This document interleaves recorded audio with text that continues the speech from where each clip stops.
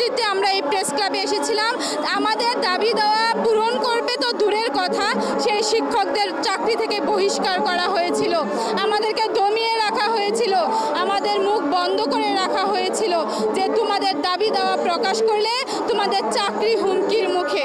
আপনারা দেখতে পাচ্ছেন সকাল থেকে প্রেস ক্লাবে শিক্ষকরা জড়ো হচ্ছে।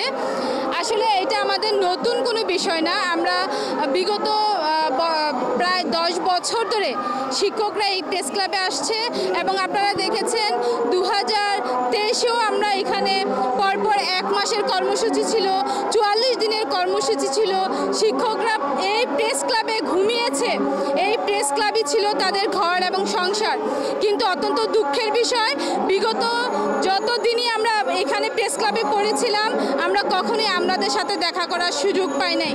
যদিও দেখা করার সুযোগ হয়েছিল 1 মাস পর, তখন আমরা দেখেছি যাদের নেতৃত্বে আমরা এই প্রেস ক্লাবে এসেছিলাম আমাদের দাবি দেওয়া পূরণ করবে তো দূরের কথা, সেই শিক্ষকদের চাকরি থেকে বহিষ্কার করা হয়েছিল, আমাদেরকে দমিয়ে রাখা হয়েছিল, আমাদের মুখ বন্ধ করে রাখা হয়েছিল যে তোমাদের দাবি দেওয়া প্রকাশ করলে তোমাদের চাকরি হুমকির মুখে।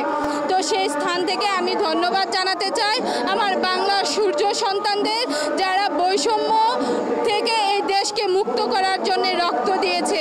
আমি অভিবাদন জানাতে চাই সেই অভিভাবকদের যারা এমন সূর্য সন্তানদের জন্ম দিয়েছেন। সেই সাথে আমি অভিনন্দন জানাতে চাই আজকে যারা দেশ পরিচালনায় অংশগ্রহণ করেছেন। দেশকে বৈষম্য মুক্ত করার জন্য প্রধান উপদেষ্টা চেয়ারে আছেন ডক্টর মোহাম্মদ ইউনূস স্যার, সেই সাথে আছেন তার উপদেষ্টা বৃন্দ। সবাইকে আমাদের শিক্ষকদের পক্ষ থেকে, আমাদের বাংলাদেশ শিক্ষক সমিতি বাসিসের পক্ষ থেকে অভিনন্দন। আমরা আজকে এখানে অত্যন্ত আশা নিয়ে এসে দাঁড়িয়েছি। আপনারা জানেন বিগত দিনগুলোতে আপনারা নিউজ করেছেন শিক্ষকদের বৈষম্যগুলো নিয়ে। আপনারা দেখেছেন 2021-এ নতুন শিক্ষাক্রম রূপরেখা করেছে, 22-এ পাইলটিং, 23 থেকে বিস্তরণ শুরু হয়ে গেছে। সেইখানে আমরা মাঠ পর্যায়ে ছিলাম, আমাদের কাছ থেকে তারা জানতে পারত যে এই কারিকুলামে মাঠ পর্যায়ে কী কী সমস্যা হচ্ছে। তারা কখনোই আমাদের সাথে বসেনি। আমরা বারবার বলেছি এই কারিকুলাম বাস্তবমুখী কারিকুলাম, কিন্তু আমাদের দেশের পরিবেশ পরিস্থিতি, আমাদের সুযোগ সুবিধায় এই কারিকুলাম বাস্তবায়ন সম্ভব হচ্ছে না। মূল্যায়নে হচ্ছে হযবরল, যেখানে আমি টিচার হিসেবে সেটা বলতেছি, কিন্তু ওনারা সেটা আমলেই নিচ্ছেন না।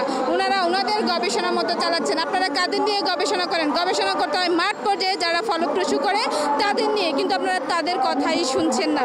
আপনারা দেখেছেন যে জাতীয়করণ হচ্ছে প্রত্যেক উপজেলায় 1-2টা প্রতিষ্ঠান। এখন আপনারা বলেন উপজেলা জেলা শহরে কারা পড়ে? অবশ্যই উচ্চবিত্ত সন্তানেরা।